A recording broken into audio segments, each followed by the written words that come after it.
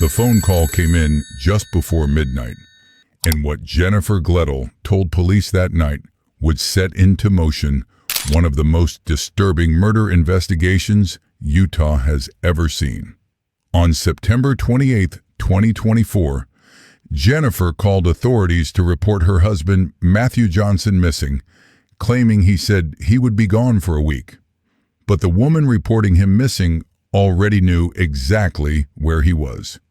Matthew, 51, was a decorated Green Beret with the Utah National Guard's 19th Special Forces Group, described as brilliant, reliable, and devoted to his 3 children. Jennifer, 42, appeared to be a supportive military wife, and together they lived in a $1 million home in Cottonwood Heights, painting the picture of a perfect family. But beneath that surface, their marriage had been falling apart for months. By summer 2024, a divorce was already on the table, and court documents revealed a deeply toxic relationship. Jennifer filed a protective order against Matthew, but the judge found her own evidence showed her as the aggressor, noting her texts were repeatedly berating and demeaning. The order was dismissed on September 16th, just days before tragedy would strike.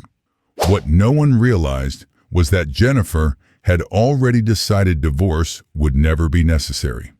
In his final weeks, Matthew began sleeping at a National Guard facility out of concern for his safety, confiding in friends that divorce was inevitable. But he would never get that chance, because Jennifer had been carrying on an intense affair with a man who would become the key witness to her undoing. On September 19th, she showed her lover a loaded Glock 19X. That same week, she sent all 3 children to her parents' house, clearing the stage for what prosecutors called a calculated execution.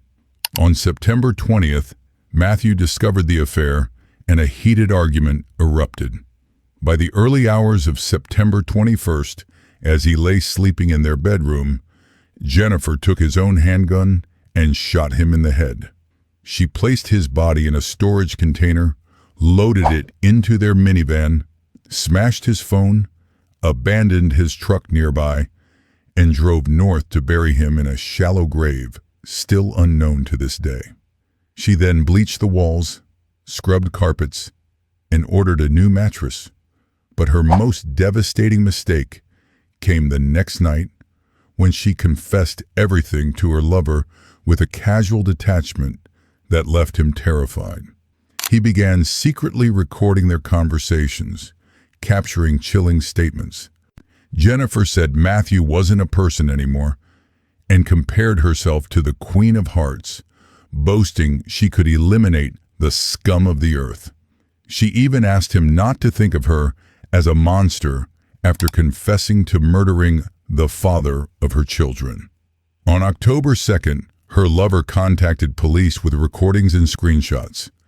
Investigators searched the home and found exactly what she had described: a blood stain beneath the bed, spots on the walls, the smell of bleach, and a new mattress ordered days after the murder. GPS data confirmed her movements to every location she mentioned.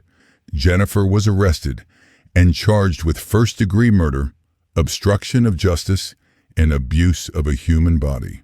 Her parents were also arrested after investigators found they spent hours at the house during cleanup and purchased the replacement mattress, with her mother wiping her phone to destroy evidence.